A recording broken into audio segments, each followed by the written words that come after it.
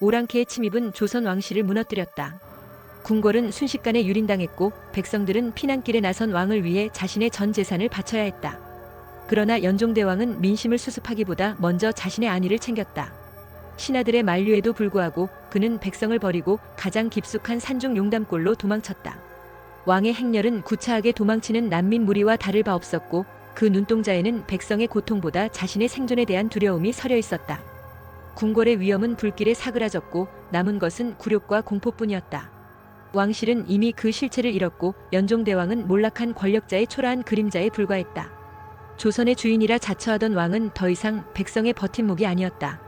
왕은 더 이상 하늘의 뜻을 기다리지 않았다. 그는 패배를 되갚고 무너진 왕권을 다시 세우기 위해 오직 금기의 힘에 매달렸다. 처음엔 흑수를 통해 오랑캐를 단숨에 멸절시킬 수 있으리라 믿었다. 허나 곧 그는 진심을 드러냈다. 흑술은 더 이상 왕국을 위한 것이 아니었다. 그것은 철저히 왕 자신을 위한 의식이었다. 왕위에 대한 집착, 목숨에 대한 두려움, 그리고 자신의 무력함을 덮기 위한 광기의 선택이었다. 하늘은 그를 외면했고 민심은 등을 돌렸으며 신하들은 입을 다물었다. 그날 밤 연종대왕은 절망의 끝자락에서 흑술의 의식을 시작했다. 이는 신에게 기도하는 의식이 아니었다. 고대에서도 금지되었던 원령을 불러내는 사악한 술법이었으며 그 대가는 아무도 감당할 수 없는 것이었다. 제단 위에는 두려움에 질린 백성들과 병졸들이 차례로 끌려왔다. 그들은 조국을 지키기 위해 칼을 들었던 자들이었고 궁을 지키다 쓰러진 자들의 가족이기도 했다. 그러나 연종대왕에게 그들은 더 이상 사람도 충신도 아니었다. 그는 그들을 하나의 숫자이자 제물로 여겼다. 칼날 대신 피를 부르는 의식이었고 경전 대신 저주를 낳는 주문이 울려 퍼졌다. 짙은 밤 제단은 피로 물들고 공기는 핏빛 연기로 탁해졌다. 사람의 비명은 울림이 아니라 더 이상 귀에 들리지 않는 배경이 되었다. 연종대왕의 눈은 이미 인간의 감정을 잃은 지 오래였다. 왕의 얼굴은 무표정했으나 그 안에 자리 잡은 것은 냉정함이 아니라 무너진 자의 공포였다. 제단 아래에서 신하들이 침묵한 채 고개를 떨구는 사이 왕은 단 한 줄의 말만을 내뱉었다. 짐의 뜻을 거역하지 말라. 그 말은 명령이 아니라 자신이 부여잡은 마지막 권위의 흔적이었다. 그 순간 마지막 희생양으로 한 인물이 끌려나왔다. 그는 연종대왕을 위해 수십 년간 전장을 누빈 무관이었다. 전장에서 수차례 죽을 고비를 넘기며 왕을 지켜냈고 궁궐의 마지막 경계가 무너질 때까지 검을 놓지 않았던 자였다. 그러나 왕은 그런 그조차도 제물로 삼았다. 무관은 발버둥치며 끝내 외쳤다. 이 미천한 목숨이 필요하시다면 기꺼이 드리겠사옵니다. 하오나 무고한 백성들은 부디 그만 놓아주십시오. 그 외침은 피를 흘리는 심장에서 우러난 마지막 간청이었다. 그러나 연종대왕은 그 말조차 듣지 않았다. 그는 더 이상 인간의 언어를 이해하지 못했다. 그 눈은 앞에 있는 사람을 보지 않았고 그 귀는 충신의 절규를 막아버렸다. 이미 그는 인간을 버린 자 스스로 왕이 아닌 괴물이 되어가고 있었다. 무관의 몸은 불길에 휩싸였고 그 고통은 인간으로서 감당할 수 없는 차원의 것이었다.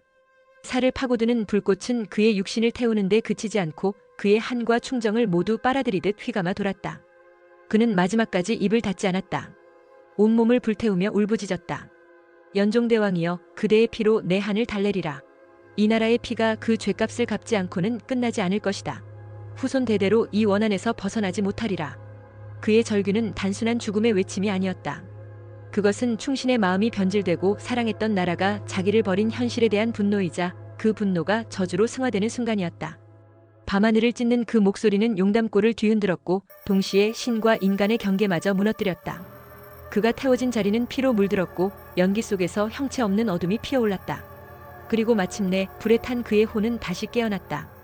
그것은 사람의 혼도 신의 의지도 아닌 오직 저주와 복수로만 구성된 괴물이었다. 무관의 환생은 더 이상 인간의 모습이 아니었다. 형체는 타다 남은 검은 뼈로 이루어졌고 눈동자 자리에는 이글거리는 불씨가 타올랐다. 그는 팔척귀라 불릴 존재가 되었고 그 형상의 크기와 기세는 감히 누구도 가까이 할 수 없는 저승의 사자로 보였다.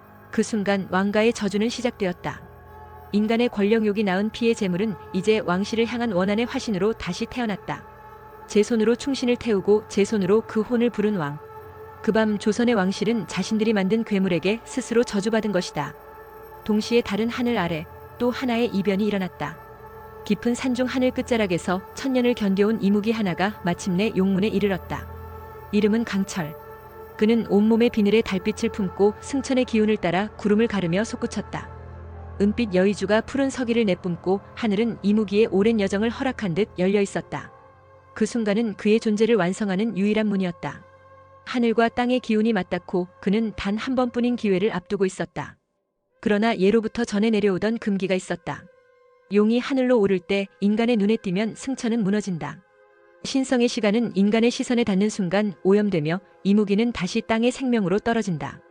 그 경계는 가혹했고 지켜지지 않는 순간 저주는 피할 수 없었다. 그날 밤 그 금기가 깨지고 말았다.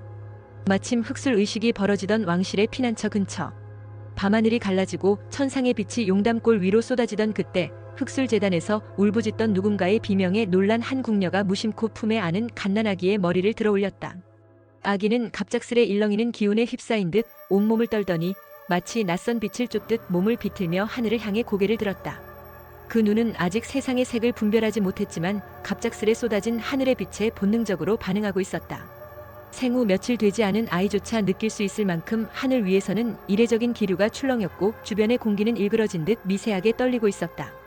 아기의 고개가 움직인 것은 그 낯선 기운에 놀라 몸이 반사적으로 반응한 결과였다. 하늘 위로 솟구치는 강철의 몸을 따라 아기의 눈동자가 흔들렸고 순백의 작은 손이 허공을 향해 뻗어졌다.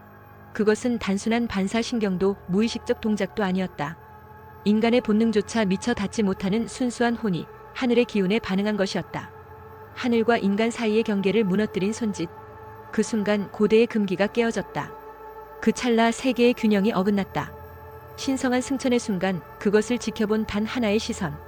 누구도 의도하지 않았고 누구도 막을 수 없던 작은 목격이 이무기의 운명을 바꾸었다.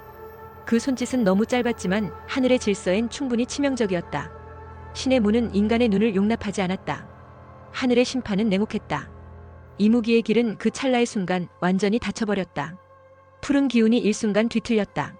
하늘문이 닫히며 여의주가 금이 가기 시작했고 강철의 몸은 고통에 찬 포효와 함께 허공에서 뒤틀렸다. 비늘은 벗겨지고 몸은 구름을 찢으며 낙하했다. 천둥 같은 충격음과 함께 그의 거대한 형체는 산비탈로 추락했다. 하늘은 더 이상 그를 받아주지 않았다. 강철은 용이 되지 못한 채 땅에 남겨졌다. 그의 비늘은 찢겨졌고 여의주는 산산이 부서졌다. 승천의 축복은 사라지고 천년을 품었던 바람은 허무하게 꺾였다. 그날 이후 강철은 더 이상 하늘의 생명이 아니었다. 그는 인간의 세상에 던져진 미완의 존재가 되었고 그 시작은 왕가의 아이가 바라본 단 하나의 시선이었다. 이리하여 같은 밤 서로 다른 원인으로 태어난 두 존재가 있었다. 하나는 인간의 죄로 불태워진 저주의 혼, 팔척귀. 다른 하나는 인간의 눈빛에 갇혀 하늘로 오르지 못한 이무기 강철. 이들은 서로 무관한 존재였지만 왕가가 만든 두 개의 비극으로서 운명은 그 밤에 동시에 깨어났다. 그리고 세상은 그날 이후 결코 예전으로 돌아가지 못했다. 지금까지 시청해주셔서 감사드립니다. 이 이야기가 흥미로우셨다면 구독과 좋아요 부탁드립니다. 감사합니다. 안녕히.